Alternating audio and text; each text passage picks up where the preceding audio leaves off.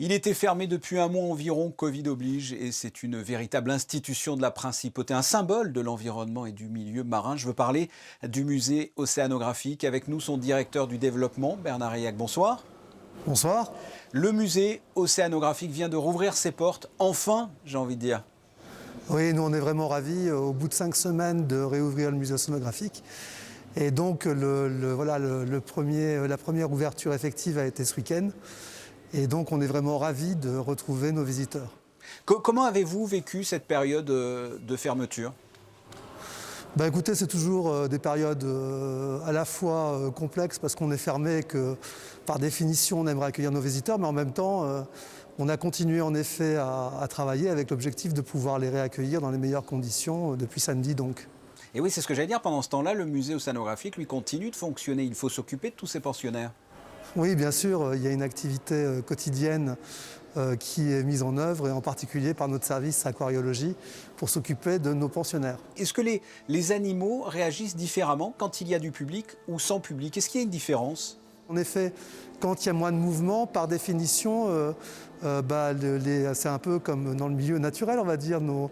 Nos pensionnaires, en fait, se comportent peut-être un peu différemment, mais je pense qu'ils sont eux aussi impatients d'attendre à nouveau nos visiteurs. Vous avez une idée du manque à gagner durant cette fermeture? Écoutez, là c'est encore difficile à évaluer, donc je ne pourrais pas vous donner de chiffres, mais comme vous l'imaginez, on dépend majoritairement de nos recettes, donc quand il n'y a pas de visiteurs, il n'y a pas de recettes, donc le manque à gagner est important. Et là, le résultat de ce week-end, est-ce que les visiteurs étaient au rendez-vous? Ils sont venus en nombre ou ça a été une reprise un peu timide? Alors on va dire, par rapport à nos objectifs, on a réouvert, en gros, pour situer un petit peu les choses, on a fait environ 360 visiteurs samedi et un peu plus de 250 dimanche.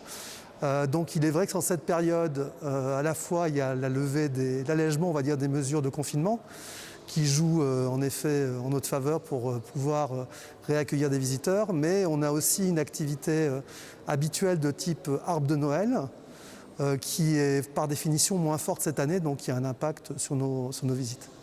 Un rappel, quel est le protocole sanitaire qui est mis en place quand on vient visiter le musée?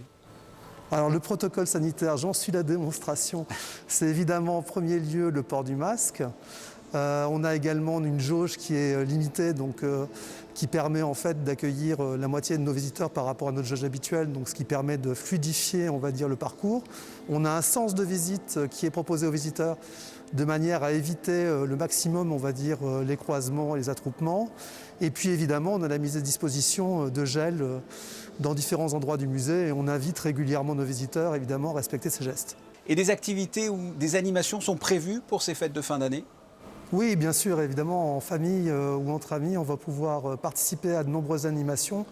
Donc à la fois autour de notre programme Corail, dans la salle Immersion qui est derrière moi, notre équipe d'animateurs propose en fait une découverte des espèces que nos visiteurs peuvent découvrir de manière interactive, mais là du coup avec un point de vue plus pédagogique.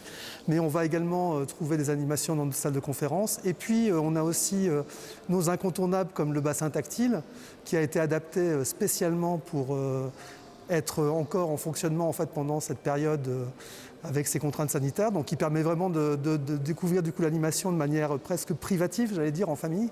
Et puis surtout, on a également notre nouveauté qui est l'Escape, qui va permettre en fait aux visiteurs du coup de vivre une demi-heure ou une heure, une aventure plutôt sympa pendant toutes ces vacances. Bernard Reillac, merci d'avoir répondu à mes questions. Merci à vous.